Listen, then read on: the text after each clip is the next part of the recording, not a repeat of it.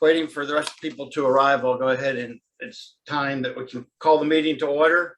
I'll ask the subcommittee members to introduce themselves. Hi, So, Gail Free. All right, we got Gail. Hi, everybody. Matt Wallstrom. All right, that's two. Hi, Lou Railing. Who's here? Okay, three.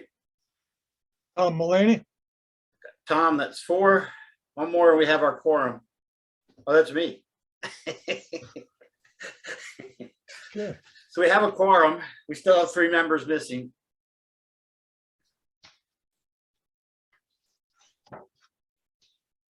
Looks like Matt just joined.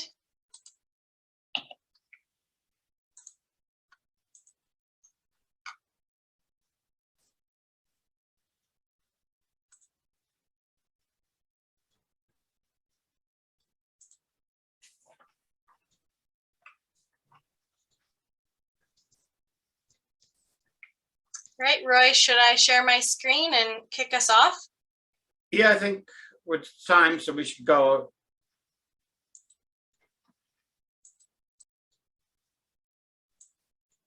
right, and you all see the full screen, correct? No. Oh, I heard a no, but I'm getting some thumbs up, so I think Yeah, I'm doing the right thing. It's the Plan Hillcrest FPA. Yes. Yes. Yep.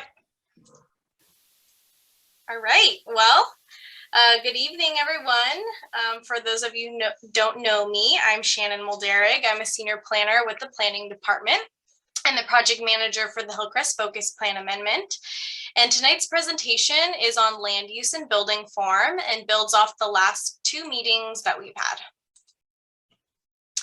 Presenting with me tonight is Gabriela Folino and Diego Velasco, who you have seen many times recently. And we also have Brad Lentz, who some of you may remember from our public realm presentations from last spring. So we're very excited to have him back. Some housekeeping for tonight. The chat function will only be enabled during the public comment and discussion portion of tonight's meeting for you all to share your thoughts and ask questions. And when we get to the discussion portion, please use the raise hand function to let us know you would like to speak. This presentation is available on planhillcrest.org right now under the meetings and updates tab if you wish to have this open on your screen to follow along, or you can pull it up at a later date to reference. And just a reminder, we will upload the chat log and the recording of this meeting up on the website following this meeting. And here is tonight's agenda. We will provide an overview of the building typologies from last meeting, and then we'll present three draft land use scenarios for the Hillcrest West sub-area. Then we'll discuss the community plan implementation overlay zone and supplemental design regulations. We'll then have our full discussion, and then at the end, I will conclude with some next steps. And before we get into the exciting stuff, I want to take a moment to recap our Plan Hillcrest objectives, which are to celebrate the legacy of the LGBTQ+ community, to create public spaces and parks, to strengthen connections for biking and walking, to support local businesses, and to address housing needs. So in the past two meetings, we have discussed Hillcrest East, the medical complex sub-area, and tonight we will focus on the last of the three sub-areas, Hillcrest West, which is the section of the community that is west of the 163 and south of Washington Street. Hillcrest West is characterized by the Hillcrest sign in the heart of the area, with a number of restaurants, shops, offices, and nightlife. The pedestrian-oriented blocks consist of fine-grained smaller lots, some of which have been assembled to allow large buildings, like we've seen in the Atlas Condos building, for example, which is on the lower right-hand corner of the screen. The area has a mixture of residential types from single-family homes to mixed-use developments. At our next meeting in March, our goal is to be able to provide more information on a potential historic district within the sub-area and give you all an update on where we are with the different components of our Hillcrest preservation strategy. We're still actively reviewing the analysis that's been completed so far by our historic consultant to determine if a historic district can be established, and if so, what that district could look like. And it's important that I mention this because the land use scenarios we cover today may change in the future once a determination has been made about the formation of a potential historic district.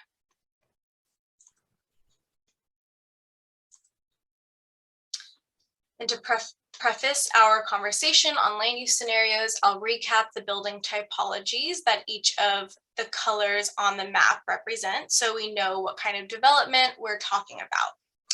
It's helpful to think about how housing and mixed use buildings follow certain typologies based on what we are seeing in the construction industry. So this first one, represented by this light brown color, is what we're calling podium mid-rise with a max of 5 stories. This is what we typically see with wood framing. Sometimes if entirely residential, it may be only 4 stories of wood frame. And for a mixed use building, we may see up to 5 stories where the first floor is concrete with a retail component and then 4 stories of wood above that. And this sketch on the left shows this conceptually, and on the right is a recent development in the FPA area. We're looking at an FAR of about 3 to 4, and the number of units really depend on the size of the units to determine how many units this type of building could yield. But we are typically seeing the 4 to 5 story buildings. The second typology, which is represented by this dark brown color, is one we're seeing more frequently in the city and within the FPA area. This is the max of what can be done with wood framing, reaching up to 7 stories, where there is 5 stories of wood on top of 2 levels of concrete. The number of units depend on the unit size, but with this type of building, we could get an FAR of anywhere from 4 to 5, and then up to 7 stories. Again, conceptual sketch on the left, and then the image on the right is an example from within the FPA along 5th Avenue. But we're seeing a few others being built that are hitting within this typology. Then the last one, which is represented by purple, is high rise, and is where we see a change in construction from wood framing to steel or concrete.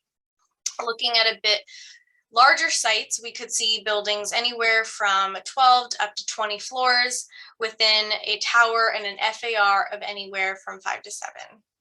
Here's a conceptual sketch on the left and a couple examples on the right.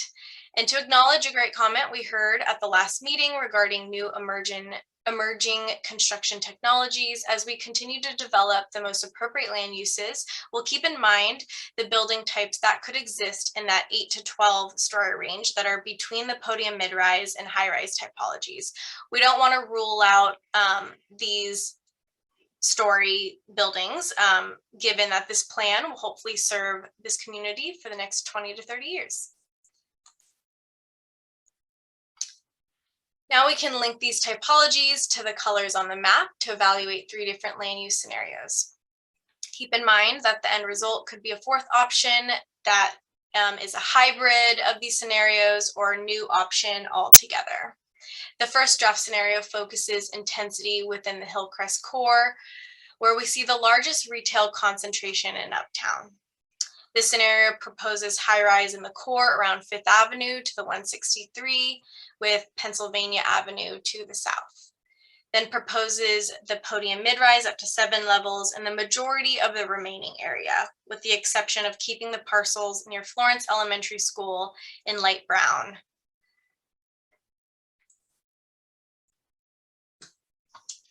So Shannon had asked me to show what this might look like in the focus plan area. So this is a view looking west on University Avenue at 9th. You can see fire station number 5 here on the right. So with new development and interspersed with existing buildings, we might see a combination of elements. One key thing, of course, is ground floor commercial, especially marking the corners, the opportunity to provide wider sidewalks in this area, and corner plazas, paseos, pockets of spaces between buildings, as well as upper story step backs and terraces, which is something we've talked about in the last meeting. So the second draft scenario extends high-rise down the 5th Avenue corridor, where we already see higher intensity mixed-use buildings being built today. This also would connect taller buildings to the tower development that exists along 5th Avenue south of the FPA area in the Bankers Hill Park West neighborhood. This option reinforces 5th Avenue as the mixed-use commercial corridor it is today, and also as a multimodal corridor, since we have the cycle track that was recently constructed. And as you can see from the green lines on the map, Sandag is proposing rapid transit to extend up 5th as well. Okay, sorry about that. I didn't realize that the camera was not on. So what could this look like along 5th Avenue? So this is a view looking north at about Walnut. Again, the opportunities here involve bringing that ground floor commercial back into a mixed use building, but in that process, providing the opportunity to widen the sidewalk for additional sidewalk cafes and outdoor dining. Paseos and entry courts. The Strauss building that was recently built there pulls back a little bit from the interior property line, and that's the entrance to the building. There could be opportunities to do more of that and have entry courts that expand the public realm there. And then, of course, as we mentioned, upper story step backs and terraces to provide some articulation of the buildings and also open space for the residents. And then looking at the building corners, not just architecturally, but also as an opportunity to expand some public realm there at street corners with maybe more of an expanded entry plaza to some of the buildings where that makes sense. So moving on to the third and last draft scenario. This one builds off the second one and extends taller buildings west of the core along University Avenue and Washington Street. This option reinforces these streets as the mixed-use commercial corridors they are today, where we see a high concentration of retail. This option also reinforces Washington Street as a transit corridor where the rapid bus line is proposed by Sandag, and reinforces University as a key link in the pedestrian network to the core of Hillcrest. So what could that look like? We know this is an area where University Avenue changes in its width. There's a number of really active uses in that area. So how do we build upon that great activity that's there? Maybe bringing bread and tea back into the bottom floor of a mixed use building there with a very transparent corner. And then mimicking that across the street where there's currently a parking lot, bringing that corner to really engage with the street, and allowing for ground floor cafes and outdoor terraces that could accommodate a lot of the activity we're already seeing out there on the street. Somebody had mentioned in the last meetings about also using upper story step backs to address sun, to maximize sun and to minimize some of the shading. And so this isn't one option here, particularly on the south side of the street. It's helpful to do that. And I think that's it. Thank you. Yeah. So here I've put on the screen all three of them next to each other, so it's easier to compare. But at the end of the presentation, we look forward to having a discussion and receiving feedback from you all regarding which of these scenarios you prefer. And so we'll put this back up on the screen at the end before our discussion. But moving on to the community plan implementation overlay zone, here is a map of the current zoning in the Focused Plan Amendment area. And overlaid on top of it, as illustrated by this dashed layer, is where there is currently a community plan implementation overlay zone, which we will often refer to as CPAWS for short. CPAWS is used in many community planning areas with the purpose to provide supplemental development regulations that are tailored to specific sites. The intent of these regulations are to ensure that development proposals are reviewed for consistency with the development criteria that have been adopted for specific sites as part of the community plan. Today, parcels that are within the CPAWS layer are limited to 65 feet in height. But if a proposed development wishes to exceed 65 feet up to what is allowed in the base zone, they must submit for a discretionary permit. During the discretionary permit review process, the project is reviewed for consistency with the policies within the community plan. The Uptown Community Plan has a comprehensive and robust set of policies pertaining to land use, urban design, mobility, and more. And I know this isn't something I need to tell all of those who were involved in the community plan update years ago, because but right now, development proposals that are processed ministerially, so just through the building permit process, are not being reviewed against the policies within the community plan. So through expanding these supplemental design regulations as part of CPAWS, we can better regulate development projects to help implement the urban design, building design, parks and public realm concepts, pretty much all the good design aspects that we want to see in new development and that we've discussed so much throughout this FPA process. We can make a list of SDRs beyond just a height limit that development projects will need to show compliance with in order to be processed without a discretionary permit. And those various regulations should relate to the location where they are applied, taking into consideration the density and the uses that are allowed on the site and the surrounding properties, and also the lot size. An example could be that regulations regarding setbacks may be different depending on if a parcel is along a main commercial corridor or not. Or when considering regulations regarding public space, density allowances are an important factor. Another example could be that when considering tower requirements, we could create regulations based on lot size. But I will now pass it over to Brad and Gabriella, who are going to talk a lot more in depth about supplemental design regulations. Everybody, Brad Lentz, happy to be back here again. Just a quick overview of what we'll be diving into in terms of the supplemental design regulations for parks, public realm, and sort of streetscapes. We'll be looking at sort of setback requirements and sort of open space requirements that'll be provided on site as areas redevelopment, sort of connectivity back to sort of right away in buildings, and then activation programming, streetscape requirements, including site furnishings, wayfinding, and street trees species.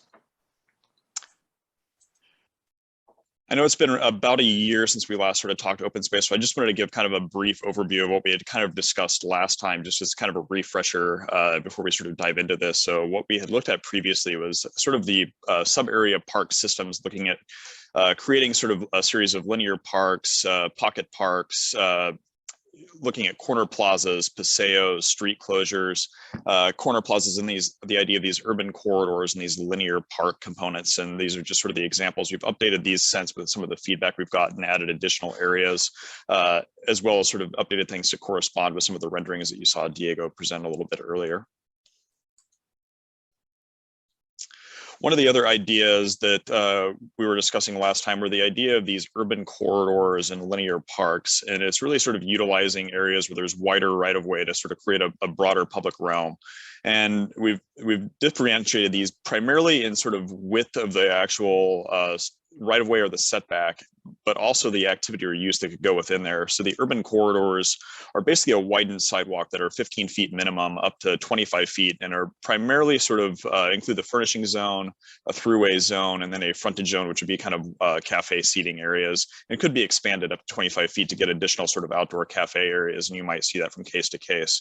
Versus the linear park, which is really a minimum of 25 feet wide. And while it includes the same sort of throughway zone and planting areas, it's got a much wider setback of 15 to 30 feet at the front of the building that could actually include active program, community gardens, tot lots, event areas, other sort of amenities. So it really would serve and function much more as an actual park. We also had kind of talked about an example of how this linear park could work and then create connections to other areas. So you're all familiar with the normal street promenade as shown in purple, which is kind of an idea of that linear park example. And we're showing how this could extend in the green along the north end of University, where there's some auto-dominated uses and already some wide setbacks that as developers sort of came in, that this would still go through a GDP process. They'd basically end up implementing the GDP for their area of frontage.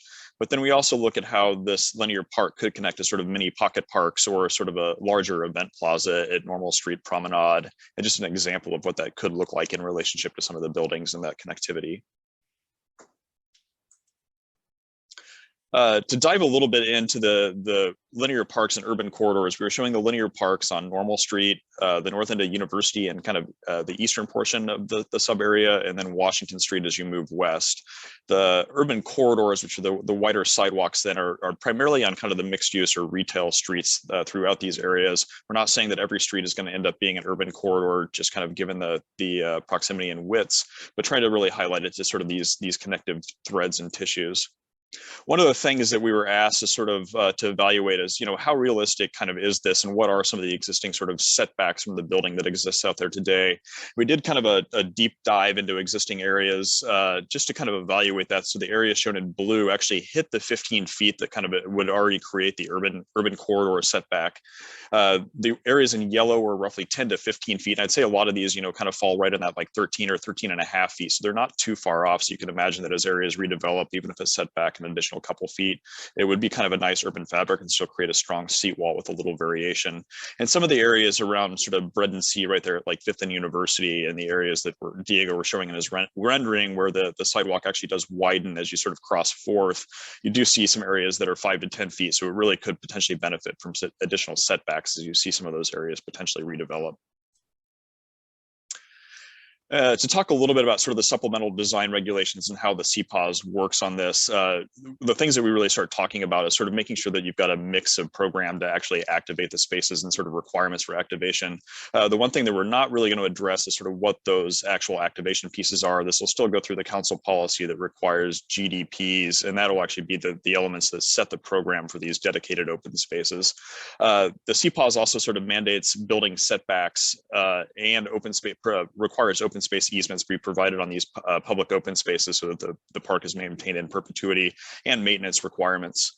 We also want to make sure that there's good connection to sort of transit bike lanes and other areas, so that connectivity is really important to the parks and visibility from the public right away. In addition, we also want to make sure that there's street tree requirements, landscape requirements for softscape as well as hardscape. We want sort of a variety of areas and really softening to add to the urban forest. We're also looking for sort of connection back to retail and active uses, whether that be, communal areas and residential buildings, or these, retail shops, businesses, and cafes. And the final kind of piece of this is sort of looking at how you could implement seating and site furnishings, including what could be sort of considered a standard palette of site furnishings that you could actually control the design of. And be able to do some identification and sort of branding for Hillcrest as well too, much, sort of like Little Italy does. And that would be a way to kind of control some of the design regulations in the area. And the final thing I'll talk a little bit about is sort of community entries and identification. We all are sort of aware of the Hillcrest sign, but there's a really kind of interesting opportunity here as we start looking at other areas as you sort of enter the neighborhood, and the ability to sort of have sort of small markers or monuments that could potentially relate to the posts of the Hillcrest sign or some other design. These things may also include wayfinding signage or interpretive signage that could have something to do with the history of the area. But some of the other pieces that are kind of interesting at a lot of these entry areas are there's a lot of triangular lots or sort of areas adjacent to freeways that could be sort of little mini kind of urban interventions, like the triangular piece that you see on kind of the photo to the right, and sort of taking advantage of sort of creating little moments at some of these urban interfaces and these sort of odd shaped parcels really kind of can make the urban fabric and really sort of create a sense of place and identity for the neighborhood. With that, I'll pass it to Gabriella to talk a little bit more about building SDRs. Thanks. So in addition to the public realm SDRs, we'll also be creating SDRs that relate to the urban and building forum, and we've discussed this in past meetings as well. So they will cover topics such as the ground floor uses and design, transition zones, building bulk and massing, and then also tower controls. So SDRs will be used to create active storefronts through regulating such things such as the transparency of facades, as you can see in this figure, as well as the height and depth of retail spaces. SDRs can also help to regulate the ground floor uses for residential, such as elevated stoops or having higher areas for the lobby areas. The SDRs could also regulate where various ground floor uses occur. So as you can see in this map, the existing retail uses such as cafes, restaurants, and shops tend to be along the main corridors. These uses really activate the space by providing outdoor dining and generating walk-in clientele throughout the day and night. In this map, you can see other existing uses at the ground floor, such as professional services, medical services, offices, and they're really spread out more throughout the plan area. These uses still provide a level of activation at the ground floor more through signage or facade transparency. However, they have less people frequenting these spaces. This map illustrates a method we could use to regulate the ground floor uses. In red are locations that require development that fronts the corridors to be uses such as restaurants, cafes, and shops. And in blue are areas such as offices, co-working spaces, art studios, where these uses could be allowed. The dashed circles show a 5-minute walking radius from the center of the heart of the retail. And this strategy would allow for the majority of the planning area to be within walking distance of restaurants, cafes, and shops. So really love to get your feedback on this slide as well.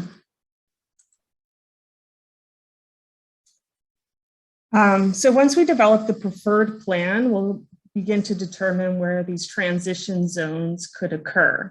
And with that, we'll start to develop SDRs that might relate to the transition from taller buildings to lower buildings. As a next step, we'll also look at bulk and massing and tower controls. The SDRs for this could relate to step backs, maximum facade lengths, change in materiality, and also tower floor plates, and tower separation requirements. And so that concludes our presentation. So we have a couple questions to kind of prompt you all in a discussion. I know we covered a lot. If we could get your feedback on the 3 draft scenarios that were presented, how do you feel about them? What are the pros and cons of each? Maybe you have 1 or 2 that you prefer more than another. And then also, regarding the CPAWs and the supplemental design regulations we talked about, are there any additional concerns that you have that could be addressed through SDRs that we didn't talk about? So I'll pass it back over to Roy to chair and moderate a discussion to get all. Okay, so our normal procedure is that we first let subcommittee members speak first. And it's the job of the subcommittee members to be listening to what's being said and to reflect that you heard some of that stuff when you make your comments. So we'll start with the general public comments. Looks like I have Sanjay. Hi, thank you for the, thank you, Roy, and thank you, city for providing the presentation. I think that I prefer scenario 2 or scenario 3. I really kind of prefer scenario 2. I think that it's really important that we that area around First and Third gets activated, which is why I would say that. But also that Fifth Avenue really could benefit from having a significant amount of density and shops and retail, I think, to really kind of bring more people in and create a live work environment similar to Little Italy. I think that knowing, and I know that there's going to be some concern with the board with getting too far west into Mission Hills, but I think that really focusing the high rises on Fifth, where there's the most people walking normally and there's the most shops and restaurants as currently, I think is really important. I think if we don't connect the high rises down in Bankers Hill with the high rises in Hillcrest, I think that we'll have an opportunity loss. And for a walkability, I agree generally with the idea of creating walkable communities. I think that making sure that the corridors are covered in a way that is effective for that. And then for my last piece is I think it's really important that we get these plazas and we get the linear parks and we have these setbacks set up correctly. So that way we're not having, like you mentioned before, that we're not having the city planning department overruling the community plan by magisterial plans, and instead it's we have it preset so that the planning department can actually just do their job and we can execute and get these buildings built and get our neighbors in here and get all the amenities that I know that all of us want to enjoy. That's all I have. Thank you. Thank you. Oscar, you're next. Yes. Hi.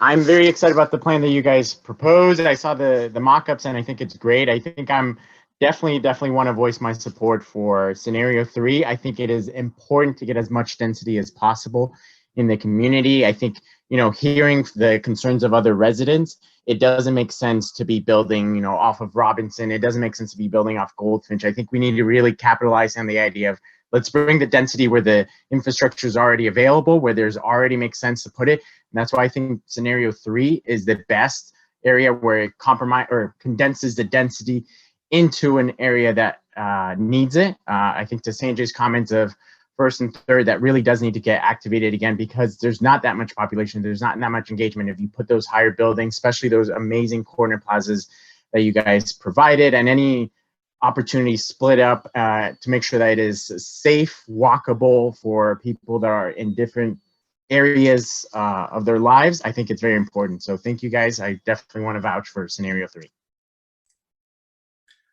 Okay, thank you. Michael?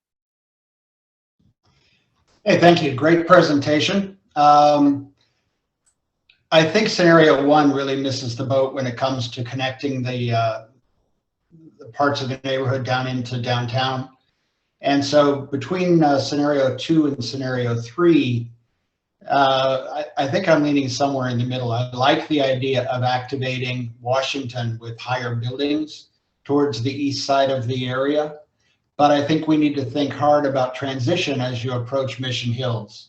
It needs to be not a very abrupt kind of fall off into that neighborhood.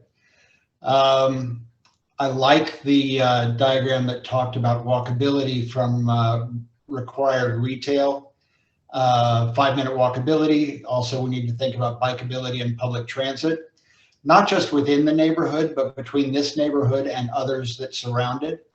How do we make that transition from Hillcrest to North Park? How do we make the transition down into Old Town? We need to make sure that we've thought about those transitions as well. Really good job, guys. I like where this is headed. Thank you. Okay, Patty, you're next. Good evening. Actually, I'm not going to put my hand on either one of these ideas because I just want to point out that one of the things I'm concerned about is what are we doing to make this area more attractive, more desirable, something that people want to live, the communities that people want to live in.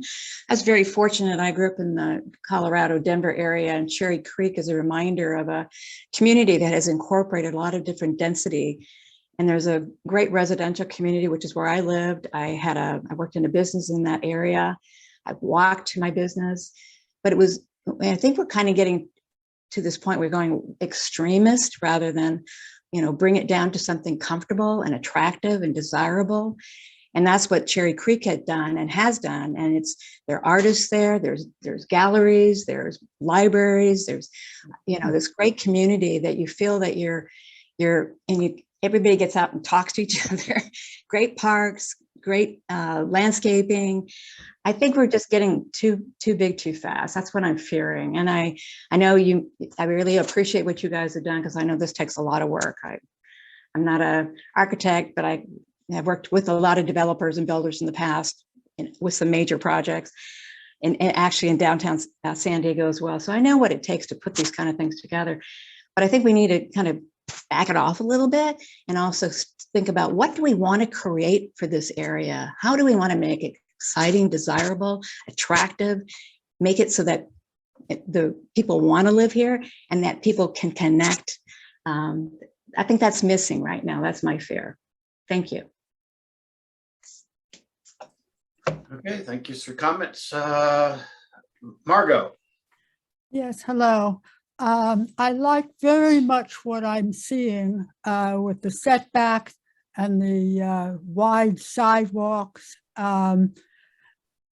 And I'm always most concerned about the 20-story building. I live right on Upper Street in sort of a no man's land, although it says Hillcrest. But I know that there's proposals all the way down 6th Avenue for 20-story high rises that have absolutely no setback, either on the very narrow street or on 6th Avenue. There's one that's already been built at Olive. And I'm concerned if you do you have any relationship with what's being proposed in the Bankers Hill area? As I say, I like very much what I'm seeing for Hillcrest with the walkability, the sidewalks, and the setback areas. All right, thank you. Sharon, you're next.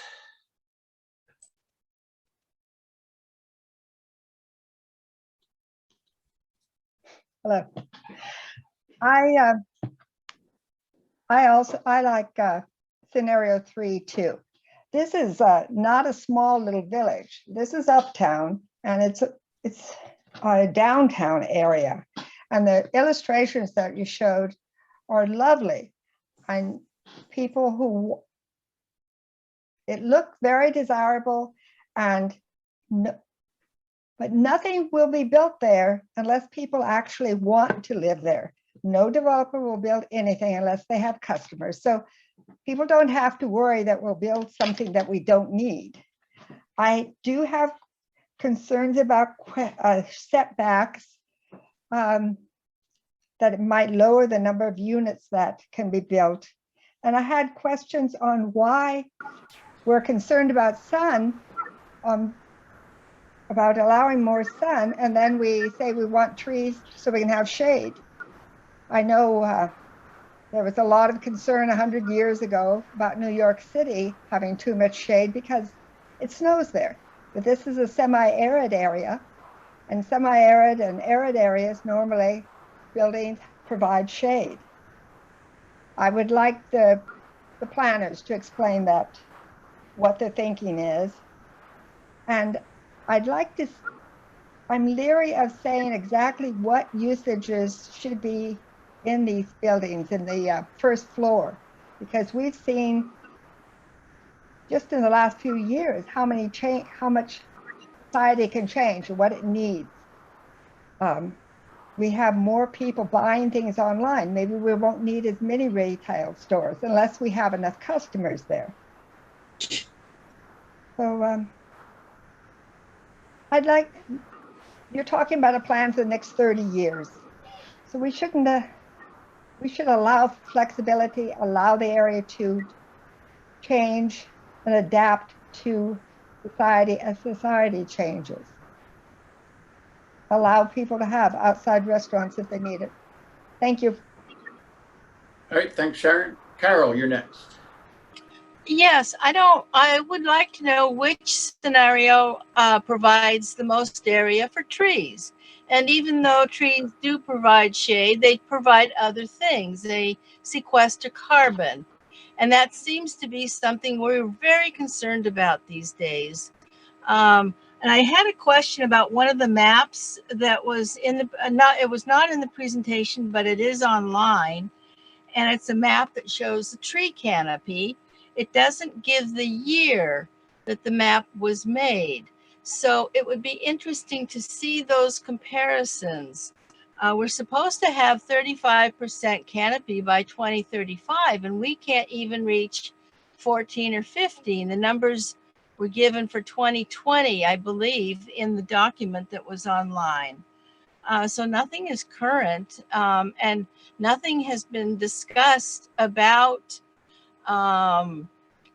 there's been a little bit about parks, but nothing very specific in terms of amount.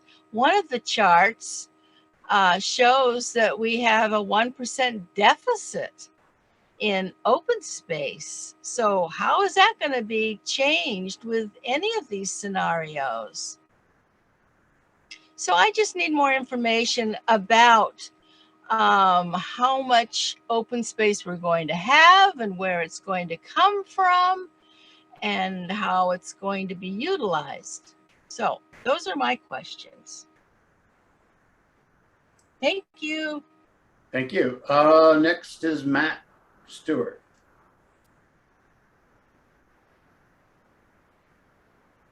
Matt, I think you're on mute. Yeah. There we go. Thanks everyone for the presentation. As far as the scenarios, I think I'm somewhere between scenarios 2 and 3. I think having, more density along our heavily traveled corridors where there's, transit and potential for more bike lanes and stuff. So 5th and University and Washington, I think that's where density would, make the most sense.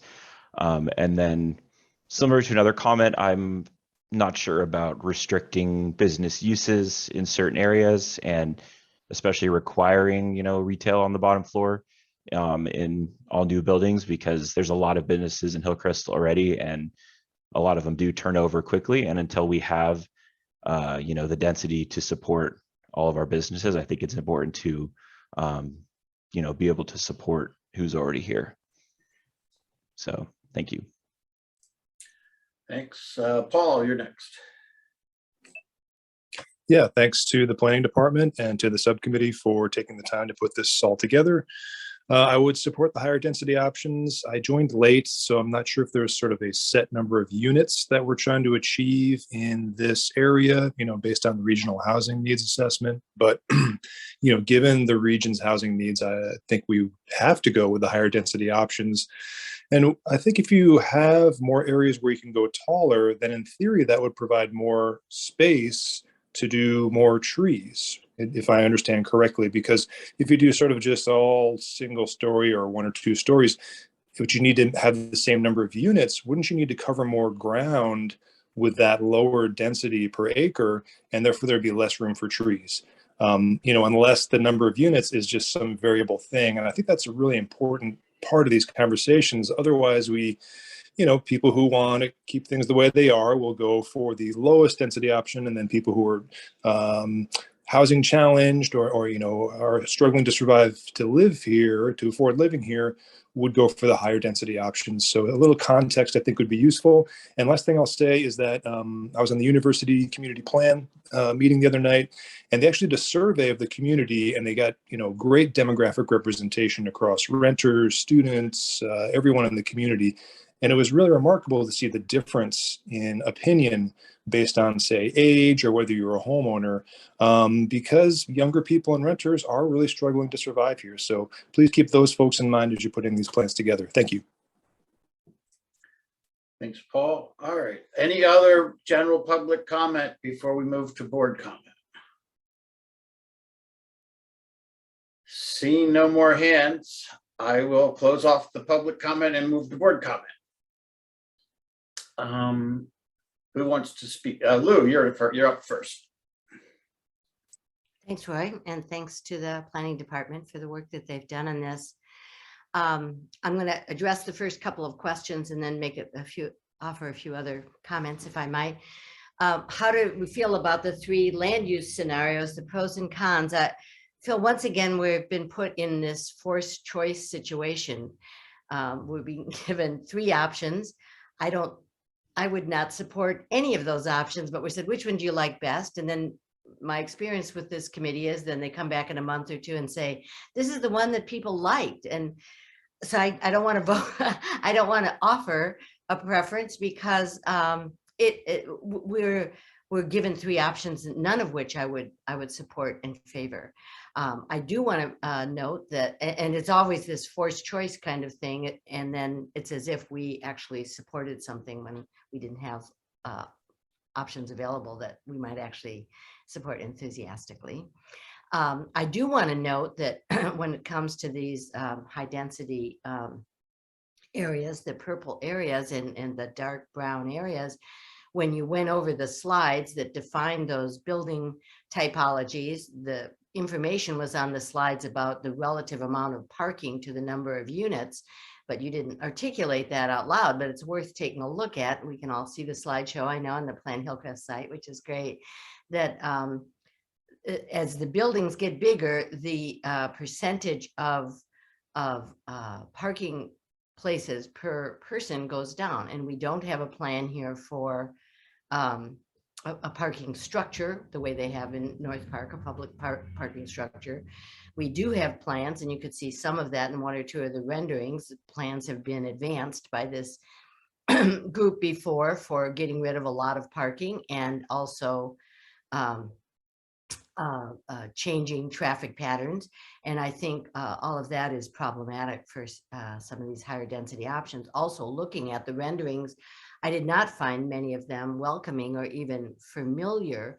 And I wonder how those plans for development are going to mesh with the idea of actually preserving some of the historic buildings and look and feel and atmosphere of Hillcrest and not just by plaques instead of actual structures. So that's the first question. The second question, additional concerns that SDRs could address. I think there are a number, but I want to emphasize a couple of them. One is acceptability. So things like stoops sound great and have certain advantages, but they also have disadvantages to many people who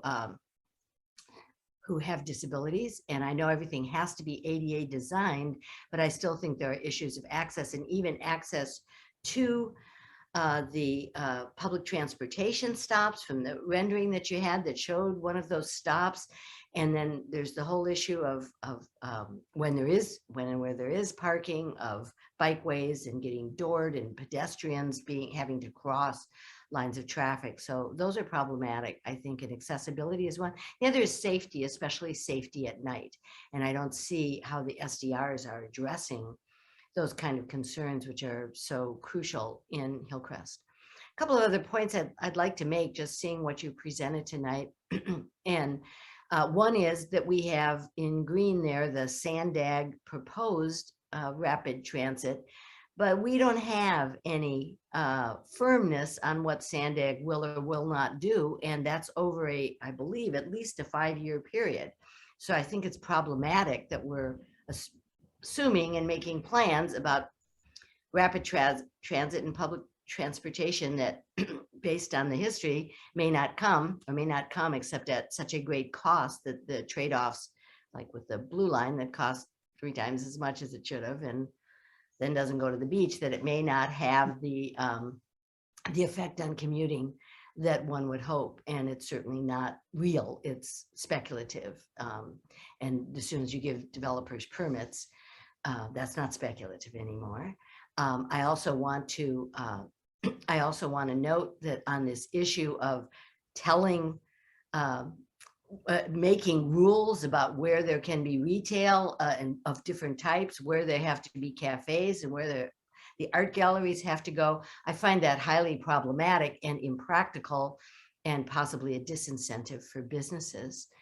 On the issue of trees and shade, it is true. We're in San Diego, and that means you need shade for pedestrians and cyclists and all of those who are walking. And you also want and need light, because that's part of the reason you're here. And having lived in New York City and having lived out east where there's less sun, it's a different deal. And or even in places that I know have been models like Spokane and whatever, than San Diego. And if you want people to use bikes, you have to make it a comfortable and accessible form of transportation for them. And I am concerned about the greenery. It's great to show tall trees in renderings, but it usually takes trees a while to grow so tall. Those are just a few of the comments I would make. Oh, and the final one is, it appears that you're saying, no, we won't have so many ministerial approvals. Instead, nothing will go before community boards, and it will just be so easy, because basically the planning department will have its checklist, will work with developers. If they check enough boxes on a list of options that you have, it's automatically approved, and things won't, the community will have no input and be blindsided by some very aggressive developments that will dramatically change the character and quality of life in our community. Thanks a lot. Thank you, Lou. Next board member, I don't see hands. Somebody would need, oh, Tom, go ahead. Yeah, thank you. I do have a few questions and comments. First of all, Shannon, I wonder, you might want to comment if you're familiar with a survey that was done in 2016.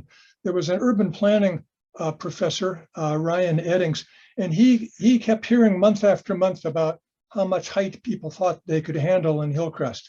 And so he did a survey. He did a scientific survey.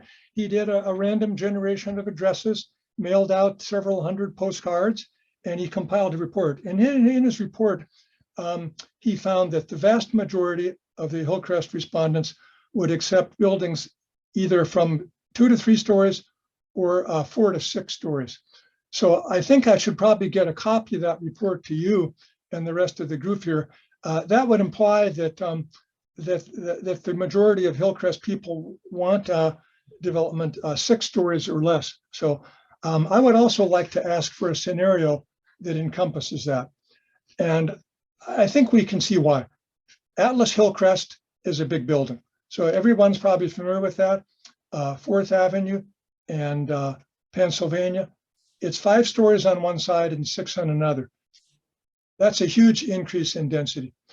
So if we look at Hillcrest overall, where we have a lot of 1-story buildings and some 2-story buildings, going up 6 stories would result in either double the density we have now or as much as 6 times the density we have. I think that's a very viable scenario, and I would like to see a 6-story scenario. Second observation, 4 years ago, when we talked about the Hillcrest core, we talked about 9 square blocks. And the city's document showed that from Washington down to Pennsylvania, and I believe from 4th to 6th. Now it seems like the core is being discussed to go all the way down to Upas. So I do want to notice that change in terminology.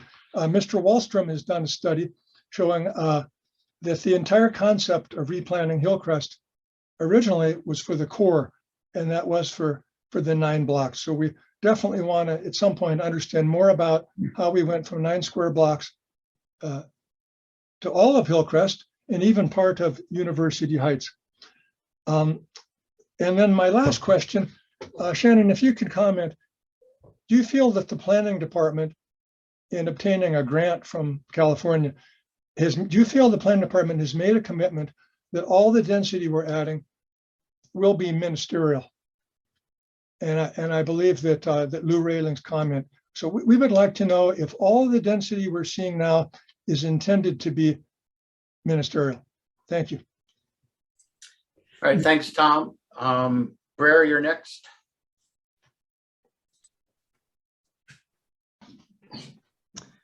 Hey guys, thanks a lot for that presentation. I really enjoy urban thinkers or city thinkers visualizations. I think they go a long way to help people understand what you're talking about, and it's really nice to see that level of effort put into them. I do have a few comments just to sort of answer your questions directly. I strongly prefer scenario 3. I think that wide streets support taller buildings naturally, especially when they're transit corridors. And the comments about Fifth Avenue being an up and coming density corridor, I think are spot on. Your images related to urban parks and linear parks, there was a lot of information there. I was interested in this section of Washington Street you had called out as a linear park. I thought something like that near the library was surprising, but also really attractive. I don't know how it can work given the transportation needs of that street, but that piqued my interest, and I'd definitely be interested in seeing some more things like that around our community hubs and the places that people go to relax and do things like that they would do at the library, basically. Some other comments. So I noticed in your images, there was a lot of setbacks and corner carve outs and wide sidewalks. And I think all of these things are great in the right context.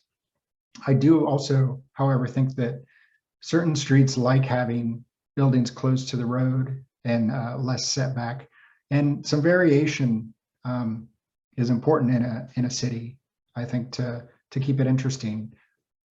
I've been to cities, well, we've all been to them, but some streets are narrow, some streets are wide, some have setbacks, some don't. And I think that adds to the interest and variation that humans naturally like. So from that point of view, I guess, if we're talking about the CPAWs and the SDR, I don't know exactly how this mechanism would work, but if there's a potential for some sort of randomization or incentives that can trade things like good design or environmentally friendly design elements or other positive building features for some variations on the setback or the corner or different things, just to allow for some creativity, I think it would be really good for the community, at least for the built environment. A few other things related to the CPAWs. I just want to say that I think a set of design guidelines like this can be a positive thing. It can also be a real struggle to work around, and that small lots and small developments really suffer from excessive setbacks and excessive design requirements. And so I think there needs to be some sort of delineation between larger developments and smaller developments. And to that point, I know that we have regulations regarding local labor, building buildings, and preferences for housing people from a neighborhood and affordable housing in that neighborhood. I think to that point about smaller scale development and design, that perhaps we can include something about using local to the neighborhood developers or people who live in the neighborhood who are interested in building something and providing incentives for them that might not exist or might not be available for larger developers from out of the area. So is that the end?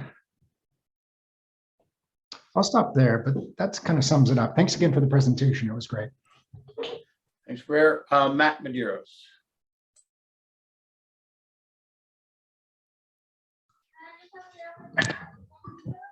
Hello, thank you. Yeah, great presentation. Thank you all very much for this. I'll try not to repeat too much of what's already been said, but yeah, I am definitely toward number 3. Similar reasons. I mean, Hillcrest is about 35,000 people or so today, give or take. And if we're going to be forward thinking, forward looking, we have to, have in mind that that density is going to grow. I know a lot of people have a fear that this will all shoot up overnight. That clearly is not something that happens. This takes many years to actually move through the process, be it with the buildings, the setbacks and whatnot. The 20 to 30 year plan is maybe we can get very close or much closer to this when we look at it 20 or 30 years from now. But it's one building at a time, slowly, and as we move forward. Someone made the comment of, looking at renters, looking at those that are struggling, versus those who are doing well. I'm a homeowner. Luckily did well appreciated with this housing market. We do need more voices out here speaking for those who aren't in this community. If we only speak to the homeowners in this community, obviously we're going to skew a conversation in a certain direction. So they made a very good point from that standpoint. If you look at renters, if you look at those who would love to move to Hillcrest, they don't have an entry in, they don't have a way in. I think we need more voices for the folks who work here and are not able to live here. And by adding that density, by adding the ability to have some more lower priced units throughout this process, we're going to have a lot more opportunity that exists. We're going to be able to have a community that thrives around this. And your scenario 3 really gives that. I like the broader streets. I am in favor of the tree canopy. That's what I enjoy. If I'm going to walk down a street, there's a level of comfort, there's a level of peace and ease that comes with greenery. And it also helps toward the environmental tree canopy that we're trying to create across San Diego. So all of those things in mind, I think are very important. Again, as far as any other additional concerns, I think Brer said it best, the transportation and connectivity is still a little bit of a question mark, but that's, kind of the chicken egg approach of when does that come? How do we integrate that in before we have the setbacks and before everything exists? So I think we'll have some bumps and bruises in getting from point A to point B as we move forward in a new plan here. But, we can't lose sight of that future vision for the panic of what might happen because they'll be in construction or, a road might be closed for a period of time. So, for the good of where we are moving and where the community and the city will be moving forward, I just ask everyone to take that step back as we look at these things and, really focus that it's about the community. It's about people who want to be part of the community, to help this community thrive and grow, to really make this a better scenario. And that's adding density. Thanks. Okay, Gail, you're up next. Yeah, thanks. I go back and which one of these do you feel? I'm going to go with number 3, because what do we need? We need housing. We are in this spot we are now where people are leaving. We're seeing young people not being able to afford anything because we've built too slow. It's always change the character, change this. People probably thought when Mission Valley was built out, when it used to be cows in the field, they complained about that. But, life goes on and things change. So I think we're planning for the future. We need places for people to live of all income levels, not just those people who can afford a single family home in this area. So I'd go with whatever can maximize the housing in this area. If you build it, they will come. I trust in the system that they will build the facilities around that and make it walkable, make it transit oriented. And so I agree with those that are going with scenario number 3. Thank you. All right, Matt Wallstrom.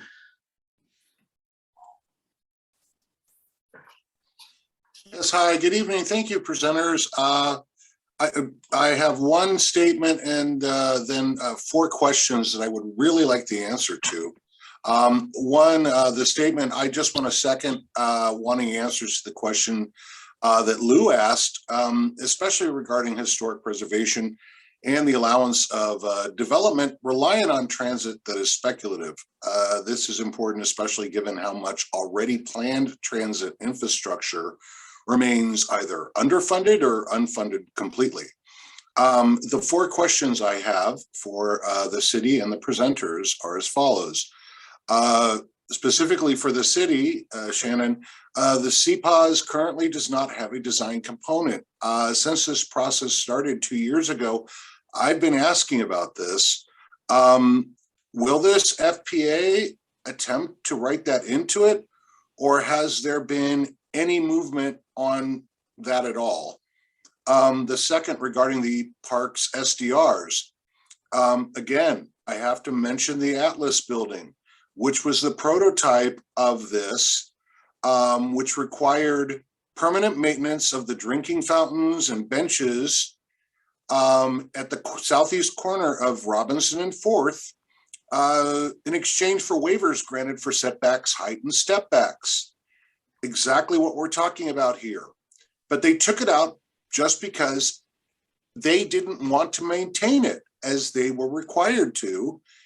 And now it's a dead zone and there's been no enforcement whatsoever. So where is there an enforcement mechanism for all these in these typologies for the actual follow through on what's being, what's being proposed?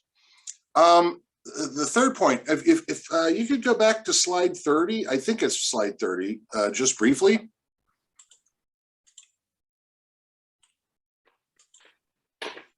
Is this the correct one, Matt?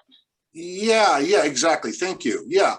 The linear parks, University East section, green, same as Normal Street. Does this indicate that the mobility element alternative to eliminate personal vehicle traffic from University is in fact a done deal? Because if so, this is an impact that will most definitely impact each of these scenarios. So that's something that needs to be answered. And my last question is actually following up on the comments of Mr. Jameson. What are the build outs of the 3 draft scenario alternatives? You can go back to that last slide. And which scenario is required in order to meet the entitlement requirements of the LEAP grant funding for this FPA?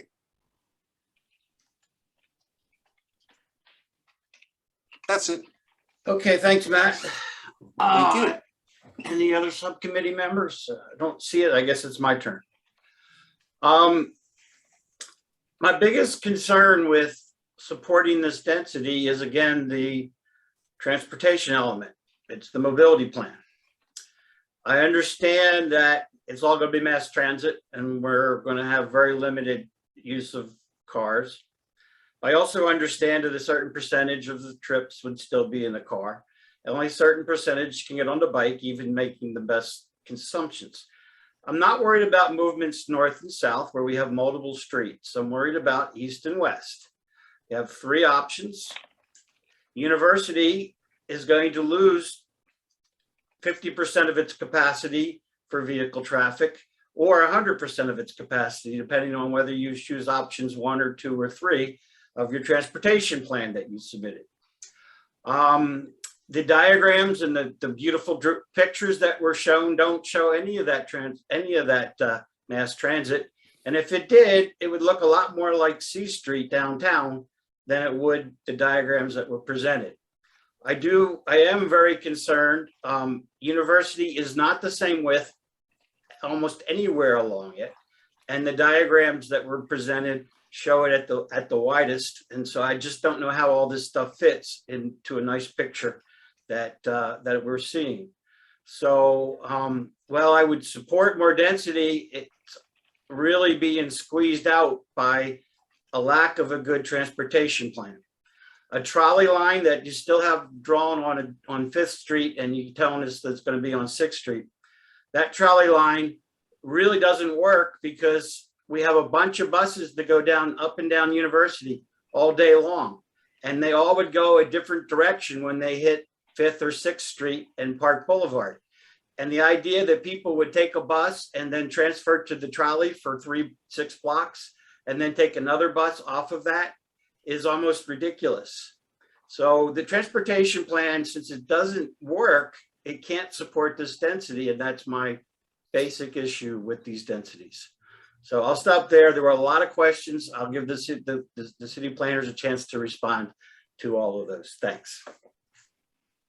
Yeah, thank you all so much for your feedback. There was a lot, and with the 18 minutes remaining in the meeting, we will do our best to answer some of the questions that were asked.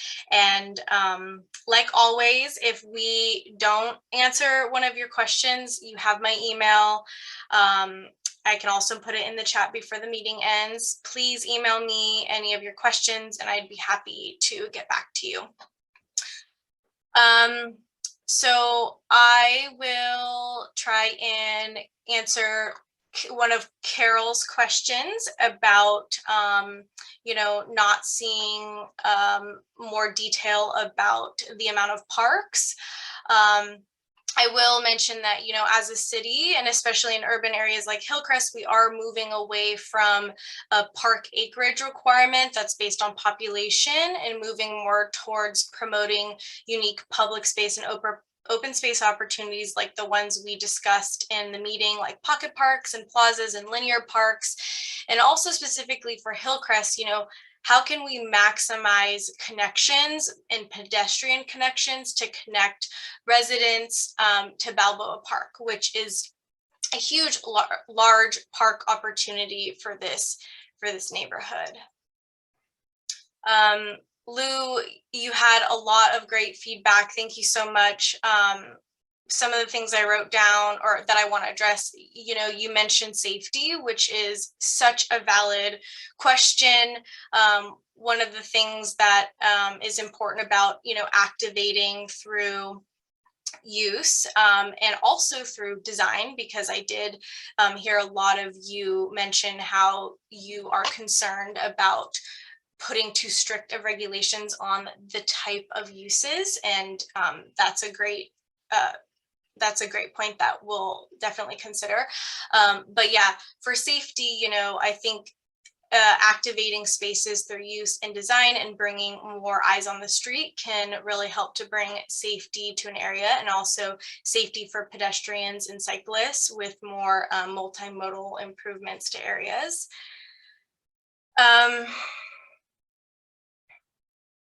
There was a lot mentioned about, or just questions about sort of, we talked a lot about like the ministerial versus the discretionary projects and the process for development proposals, and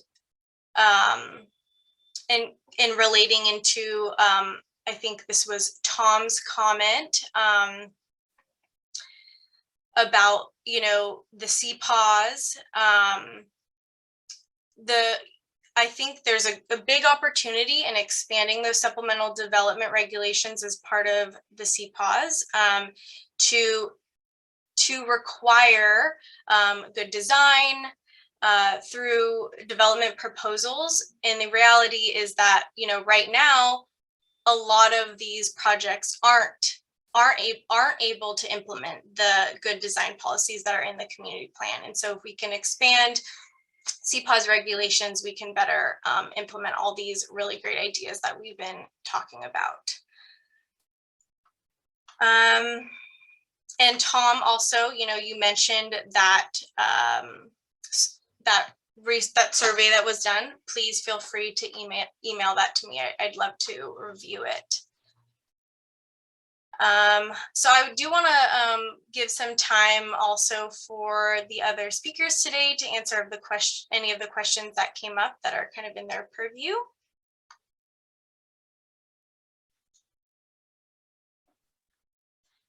Diego, maybe if you want to. Sure, yeah. Maybe.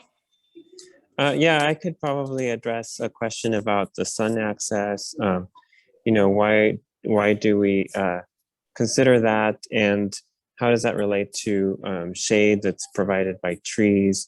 The shade that is cast by trees is fairly different from the kind of shade that would be cast by a building. It's much more filtered and at a lower level potentially than what you might get with a taller building. One of the things to consider is when looking at sun axis is whether we would potentially be casting shade over an entire stretch of a street and how to address that. In some instances that may not be desirable, particularly where we're trying to promote outdoor dining or seating and active commercial uses. The other aspect of this is in terms of just sun access to residential for that particular use, to be able to have access to open space and access to sun to enter residential units and have natural daylight. It's something that supports sustainability goals or sustainable design. And so that's another aspect to consider. And Roy, you made a comment in regards to the renderings showing the transit options or the future transit options. At this point, we just showed the existing conditions since there's multiple mobility options that we're all considering. And there's also the survey that will be coming out shortly that will also show mobility options. So those are just showing existing at this time, and in the future, they would show proposed mobility options. And that would include the linear park potential on University, the eastern part. I don't think that it necessarily requires closing the street to vehicle traffic. I think there's different formats for that linear park. Could be an expanded sidewalk, double rows of trees, that sort of thing. Yeah, correct. I think there's still coordination with mobility that will need to happen. So right now it's a idea that will get fleshed out a little bit more as we sort of develop the plan further. So I would say it definitely is not sort of closed off to traffic. It would be sort of be block by block. I know that there were some other park open space kind of comments I think in here as well too. See if I can remember and hit some of these as well. Like Burr might have mentioned sort of the idea of the linear park on Washington, and I know it's something we had talked a little bit about last time, that in a lot of those areas we're sort of looking at basically 12 to 15 feet, and there are areas where it does get a little tighter, so it would have to happen basically with redevelopment as areas are coming. And as we're kind of looking at Washington, it does create kind of some potential to connect some of these public facilities on a sort of a wider street that you might want some additional setback from those buildings. And I think that there are some sort of discussions about if there's a increased density, which if we're sort of talking about sort of a lower density there, the setback may not be as great, but it is sort of auto dominated in some areas right now. So you've already got kind of a natural setback, so you can see sort of utilizing potentially some of those auto dominated areas and stepping the building back. But it definitely isn't something that would happen quickly. It would be a much more implemented thing over time that probably was going to happen, sort of parcel by parcel. I think there was a comment as well too about sort of accessibility, and one of the other things that the SDRs will touch on a whole series and host of things that we can't really sort of talk about all of them here. They're pretty broad and extensive, but accessibility and universal design is something that I know that we had talked about a lot, and making sure that we are sort of designing things for all people of all sort of capabilities, ages, uses. So that's something that'll be sort of built into it. I think there was also the comment about sort of tree canopy. I know that I think we had actually shown the tree canopy map in last year's presentation. So we were looking at that as the 2020 tree coverage, which is roughly 14%. The current cap goal is 15%, but you are right that it's supposed to get to 35% by 2030. So we've got a long ways to go. So adding street trees alone, trees to the median, isn't going to quite get us there. That we're looking at sort of public spaces, and if we have sort of higher densities or areas that just are more open, there's going to be more opportunity for trees. But there's only so much of a carrying capacity that really the right of way, the public right of way, can provide, and sort of right of way alone isn't going to get us there, particularly in sort of a dense urban neighborhood. There's just kind of too much lot area. But see if there was any other open space ones I had here.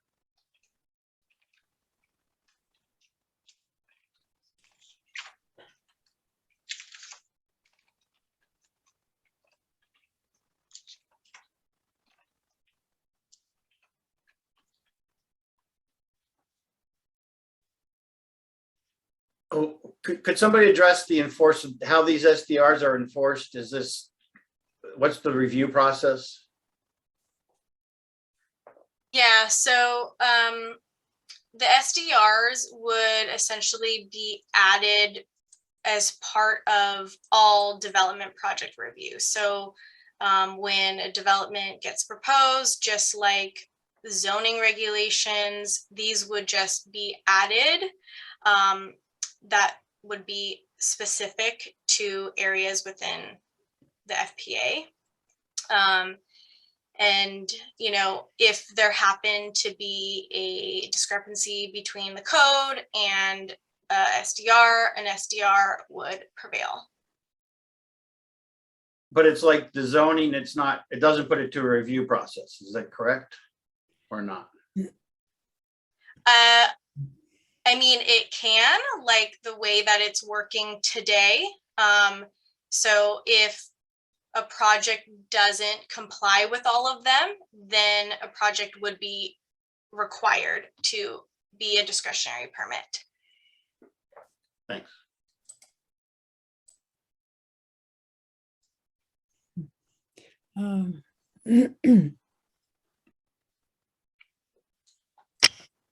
All right, we have any other more comments from the city at this point? We have a couple minutes left. Do you have a what's next agenda that you usually have at the end of these things? Yeah, let me go through that. So our next meeting will be on March 17th, and our topic will be on the historic preservation strategy. And then also the online community engagement platform is coming very soon. We plan to have this out about in the next month or so, and we will definitely loop you all in. We'll work with Roy as the chair of the subcommittee and also Tom as the chair of the Uptown Planners, because we'll need all of your help to promote the survey through all of your connections with the community. Okay, and just so the subcommittee members understand the process here, at some point when we get back to meeting, hopefully in person, we will be taking official positions. So the city's collecting the input from these seminars, and that's important, but the actual Uptown planners will form positions on all these issues and that are being presented. So at least that's my understanding of the process. Yes, that's correct. All right. Well, thanks, everyone. We're done a couple minutes early today. And we will pick it up next month. Yep. Thank you all so much. Really great feedback. And Yes. I know Thank there you. was Sorry. I was just going to say, I know there were a lot of questions that were asked.